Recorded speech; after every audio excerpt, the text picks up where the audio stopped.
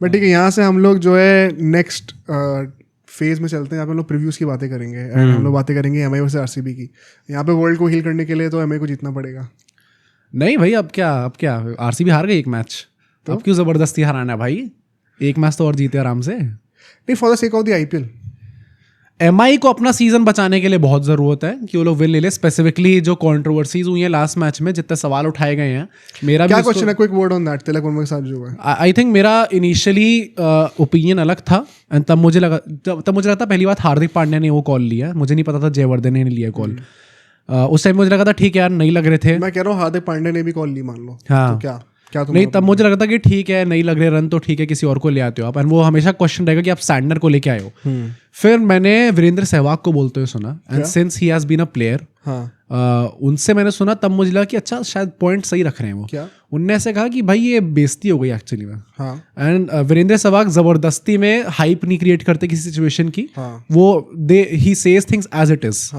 तो I respect him for that. उन्होंने कहा ये बेइज्जती कर दी आपने खिलाड़ी की, एंड जो जिस तरीके से जो कैलिबर रखता है, वो इंडिया का नंबर 3 पे खेलने वाला खिलाड़ी है इस टाइम पे, उसको आपने हटा दिया और सैंडनर को लेके आए, जिसको अल्टीमेटली आपने स्ट्राइक दी नहीं। तो पहली बात, अगर आप सैंडनर को लेके आ रहे थे तो या तो आपको इतना कॉन्फिडेंस था उनमें कि अच्छा ये फिनिश कर सकता है, तो फिर आप उसको उस हिसाब से आप स्ट्राइक देते उनको। वो आपने दिया नहीं।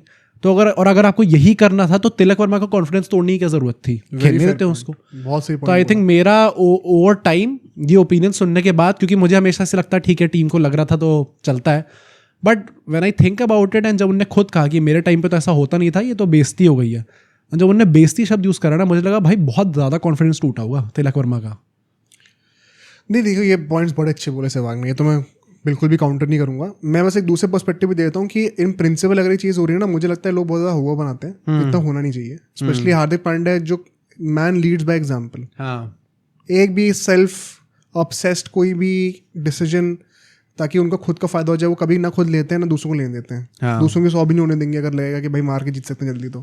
तो if you look at the personality and the culture he setting in, उसमें कुछ खराबी नहीं है। टीम कल्चर ही ला रहे हैं basically, team before any individual. उसके लिए अगर आपका दिन खराब जा रहा है और आपको रिप्लेस करा जा रहा है, I think there is no issue in that. Santner क्यों आए?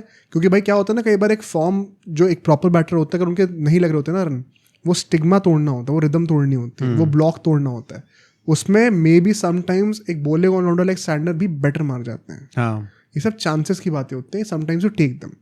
तो इसमें मुझे लगता है इन प्रिंसिपल इस डिसीजन को क्वेश्चन या क्रिटिसाइज करने का सेंस इतना नहीं लगता, इन सेइंग दैट जो कॉन्टेक्स्ट था पूरा कि हाँ स्ट्राइक तो उनको भी नहीं दी और फिर भी आपने निकाल दी तो बेइज्जती ही कर दी, वो बिल्कुल सही बात है। प्लस सूर्या भाई खुद भी खुश नहीं लग रहे थे जो डिसीजन, जब मतलब जयवर्धन ने had to tell him and explain to him कि क्यों ये डिसीजन लिया गया, वरना सूर्या भी ऐसे करते, क्या जरूरत थी इसकी। तो clearly he was also not happy with it. और Tilak Varma tends to come back stronger ऐसी चीज़ों से, पहले भी हो चुका है, होपफुली तो करते हैं। बट रिगार्डलेस है, मुंबई का नैरेटिव बहुत अच्छा चल नहीं रहा है। हाँ, मतलब वो जीतना चाहिए था वो वाला मैच, और वो मोमेंटम पिक कर नहीं पा रहे हैं। रिस्पाइट ये कि घर पे वापस आ रहे हैं, और आरसीबी का मोमेंटम काफ़ी अच्छा चल रहा था, लेकिन एक घर पे ही हिकअप मिला है उनको। एंड मुझे लगता है ना आरसीबी ऐसी टीम के साथ क्या होता है कि it is very easy to once again fall back into the mediocrity कर्स।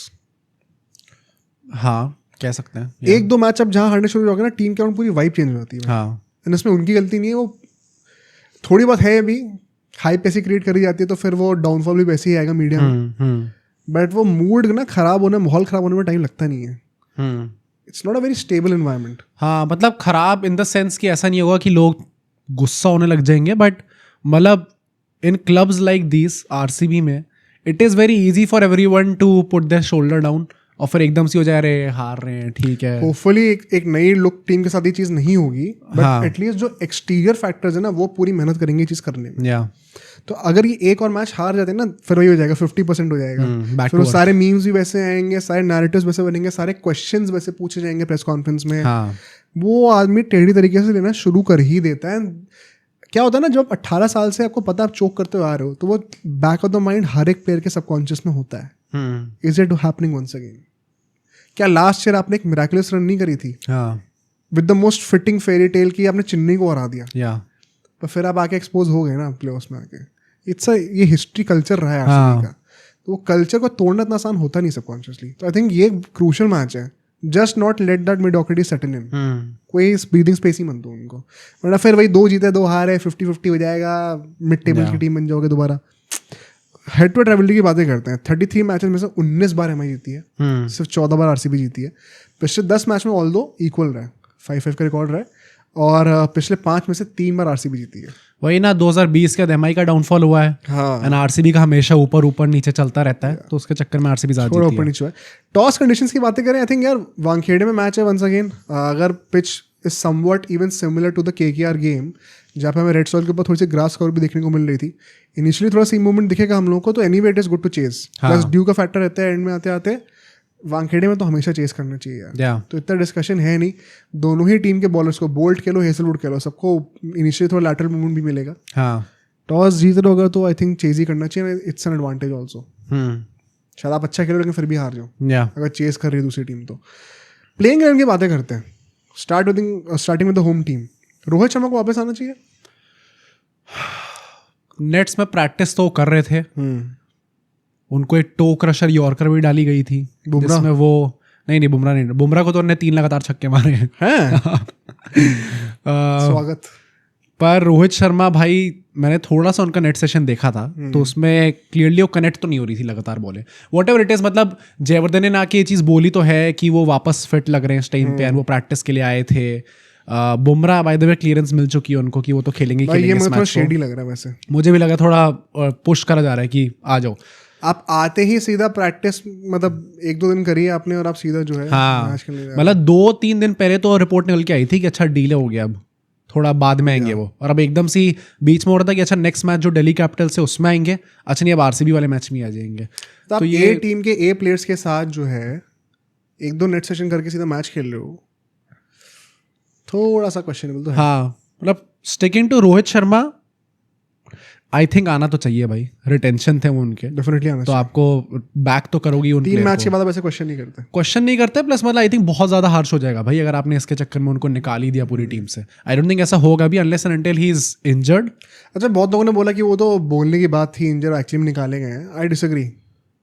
मैंने उनको लिम्प करते हुए देखा तो था भाई, जब नहीं जेन्युइनली इंजरी थी। हाँ हुई होगी, मतलब रोहित शर्मा ऐसे खिलाड़ी के साथ आप ये नहीं कर सकते भाई, इन मुंबई इंडियंस स्पेसिफिकली आप ये चीज़ नहीं कर सकते। जो ये पूरा एक्चुअली क्या होता है ना आजकल, इट्स सो टेम्पटिंग कि आप हर चीज़ में कॉन्स्पिरेसी ढूंढो। Sometimes things are not that deep. हाँ या ठीक है, था भाई, नॉक लगा है नहीं के ऊपर, इसलिए नहीं खेले, हो जाएंगे ठीक, आ भी जाएंगे वापस। अगर अभी आ भी रहे हैं तो किस मुंह से आ रहे हैं वापस, क्योंकि राज बाबा ने तो कुछ खेला नहीं, तो वापस अब क्यों ला रहे हो कायदे से? अगर वो कॉन्स्पिरेसी वाला एंगल था तो आ रहे हैं, तो मतलब जनरली इंजरी थी। लोग ज़्यादा सोचते हैं। हाँ, अच्छा, तो रोहित शर्मा आ जाएंगे आई थिंक टीम के अंदर, एंड बॉलिंग में बस बुमराह ही वापस आने। अश्विनी कुमार बाहर। हाँ, तिलक वर्मा को क्या करना चाहिए फिर? Had a good run Ashwini Kumar, but वही जब बुमराह वापस आएंगे तो ऑब्वियसली आपको निकलना पड़ेगा टीम से। तिलक वर्मा का क्या भाई, रहेंगे टीम के अंदर। नहीं मतलब कहाँ बैटिंग करेंगे? आई थिंक नंबर 3 पे करो, और 3 पे हो ही नहीं सकता। विल जैक्स और वो हो जाएंगे, इसलिए भाई नंबर 4 पे भी नहीं हो सकता। स्काई करेंगे भाई। नंबर 5 कुछ ज्यादा ही नीचे हो जा रहा है वही ना, या तो आप विल जैक्स को ड्रॉप करो, बट फिर वही आपका एक बॉलिंग ऑप्शन कम हो जाएगा। ये जो भी इन लोगों ने बैठाने का सेट करा है ना, दैट इज मुझे स्टार्टिंग से इसमें प्रॉब्लम थी कि आप रॉबिन मिन्स को नहीं खिला रहे हो अगर, तो फिर आपको ये खिलाने पड़ेंगे। विल जैक्स को अब ऑब्वियसली वो इतनी जल्दी सैक्रिफाइस करोगे नहीं, आपने हाथ मिलाया था भाई जाके उनसे, एंड रायन रिकल्टन आपको खिलाना ही पड़ेगा क्योंकि कीपर और कोई बचेगा नहीं फिर आपके पास। तो अभी रॉबिन मिन्स आई थिंक एकदम परफेक्ट पीस बैठ रहे थे। यस, एक वो वीक पॉइंट थे इस पूरे लाइनअप में, बट भाई चलता है यार, एक वीक पॉइंट तो हो गई पूरी टीम, बाकी पूरी टीम को इस चक्कर में नीचे बैटिंग करनी पड़ रही है। हाँ, मतलब तिलक वर्मा को आई डोंट थिंक नंबर 5 उनका सही से यूज हो पा रहा है। उनको करना भी नहीं चाहिए पहली बात तो, क्योंकि इंडिया के लिए अलग पोजीशन पे खेलते हैं। तो अगर आपको खिलाना है तो आप खिलाओगे, एंड आई थिंक इस मैच में वो खेलेंगे नंबर 5 पे फिर, बट होना नहीं चाहिए कायदे से। यही एक टैक्टिकल पॉइंट है मुंबई के लिए जो फिगर आउट करना है। हाँ, ये एक बहुत बड़ा इशू है। बाकी आरसीबी के लिए आई थिंक रसीक एक क्वेश्चन थे, बट क्योंकि मुंबई में जो पिच देखने को मिल रही है उसमें तो सेंस बनता है उनका खेलने का। हाँ, एक स्पिनर को खिलाने का सेंस थोड़ा शायद आप डाइसी रखोगे, ऑल्दो रेड सॉइल पिच है, बाउंस करेगी बॉल, लेग स्पिनर की ball off the surface might elicit some turn. मतलब इन प्रिंसिपल अगर एक बंदा बेटर फॉर्म में, तो रिगार्डलेस कि वो स्पिनर है पेसर है, क्या उनको खेलना चाहिए, वाली कॉन्वर्सेशन आएगी। हाँ, आई थिंक वही एक क्वेश्चन मार्क है, और तो बाकी सब सॉर्टेड। आई थिंक सो रसीक को ये लोग बैक करेंगे। कोई भी और थोड़ी सी भी स्पिन फ्रेंडली पिच होती तो ये लोग सुयश को ले आते, बट गिवन वानखेड़े की जो हिस्ट्री रही है, क्या पता रसीक के लिए एक अच्छी पोजीशन हो भाई यहाँ पे अपना फॉर्म गेन करने के लिए भी, क्या पता अच्छा ही निकल आए इसके अंदर से कुछ। एक और मैच के लिए आप शायद बैक करोगे। हाँ, बट ये डाइसी मैच होने वाला है। हाँ की बैटल्स की बात करते हैं जरा जल्दी से. I think sky versus Hazlewood is something, I don't know ये हो पाएगा कि नहीं. Perhaps 6th to 15th over के बीच में आपको हेजलवुड को एक ओवर डालते हुए देखें, क्योंकि पहले पावर प्ले में अगर 2 विकेट नहीं करेंगे तो स्काई की बैटिंग आएगी नहीं.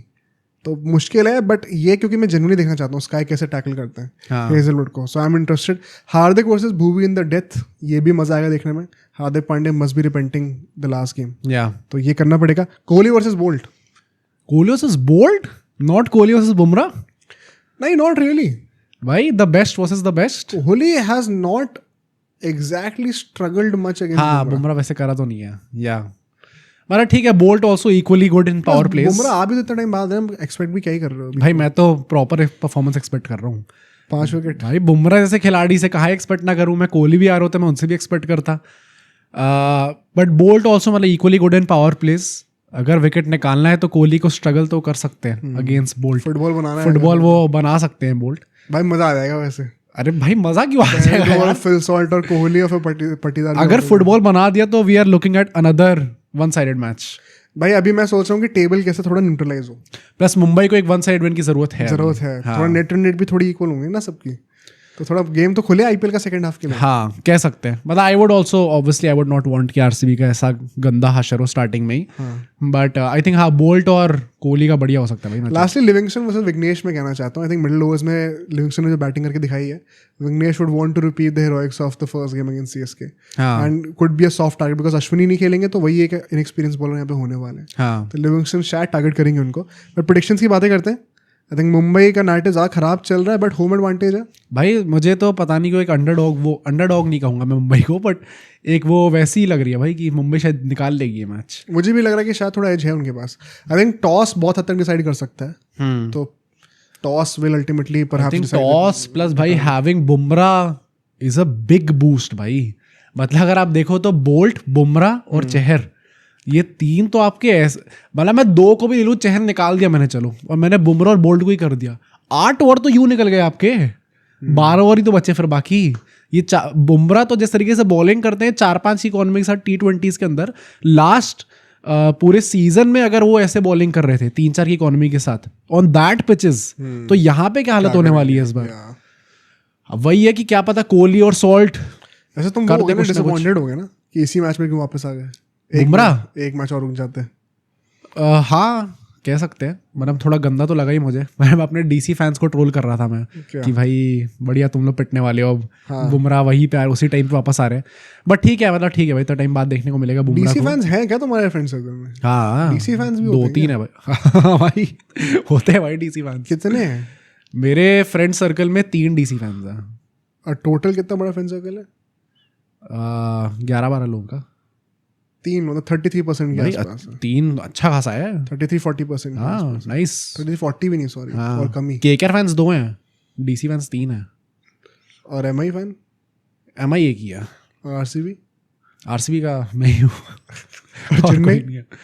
चेन्नई के आई थिंक 2-3 है चेन्नई के भी. और एसआरएच कोई नहीं है. एसआरएच का मतलब मैं ही बनूंगा आगे जाके. बट अगर मैं स्पेसिफिकली इसकी बात करूँ, आई थिंक मुंबई के पास एडवांटेज होगा थोड़ा. एक ये, जब आपके साथ चीज़ें नहीं चल रही होती हैं, बुमराह जैसा लीडर आपके साथ आता है, तो कहीं ना कहीं आपको हेल्प करेगा. Hardik Pandya is firing both in batting and bowling. Bumrah अगर आ जाता है, आई थिंक बहुत बड़ी हेल्प होगी. बट आरसीबी को भी हल्के में नहीं ले सकते भाई. जैसा स्टार्ट उन्होंने करके दिखाया भाई, तो आरसीबी में हंसते क्यों हमेशा? जब आदमी को पता होता है कि एंड रिजल्ट क्या ही होने वाला, तो फिर वो होता है ना कि यू एंजॉय द प्रोसेस. हाँ, तो तुम चाहते नहीं आरसीबी अच्छा करे? नहीं, मुझे पता है एंड में क्या होगा. ये भाई तो ऐसे तो डीसी का भी पता है फिर तो. डीसी पता नहीं है. मेरा ना एक वो है आरसीबी का, मुझे लगता है हमेशा. तुम्हारा गंभीर वाला है वो? नहीं, कि मतलब they have choked from the impossible. जैसे कि साउथ अफ्रीका ने अभी 30 में 30 बॉल नहीं बना पाए थे. नहीं, मुझे वैसे भी लगता है तुम्हारा गंभीर वाला वो है. क्या? कि they haven't won anything but they act like they have won everything. वो तो डेफिनेटली थोड़ा बहुत है. हाँ, तो वही ना. आई थिंक मुंबई को एज है. I'll not be brave, I'll say Mumbai जीत रही है मैच. मुझे भी थोड़ा एज लग रहा है. But I think toss once again would be very crucial. अब सोचो अगर एक क्लिप इतनी बढ़िया थी तो पूरा का पूरा पॉडकास्ट कितना बढ़िया होगा. तो अगर आपको इसी क्लिप का पूरा पॉडकास्ट देखना है तो यहाँ पे क्लिक करिए, और अगर आपको ऐसे ही और क्लिप्स बिंज वॉच करनी है तो यहाँ पे क्लिक करिए.